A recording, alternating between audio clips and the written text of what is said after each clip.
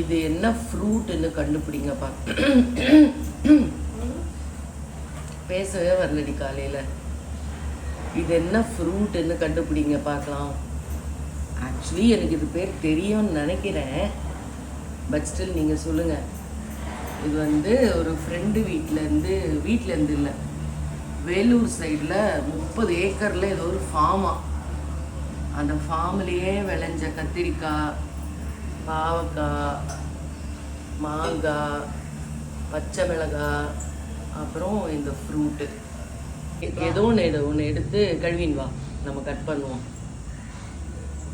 Cut பண்ணி காட்டுவோம். ஆமாம், இவ ஒருத்தி தானே வந்து கெஸ் பண்ணுங்கன்னு சொன்னால் நீ சொல்லி விடுற பேரை. எஸ், தெரியுதா? ஒழுங்க வை.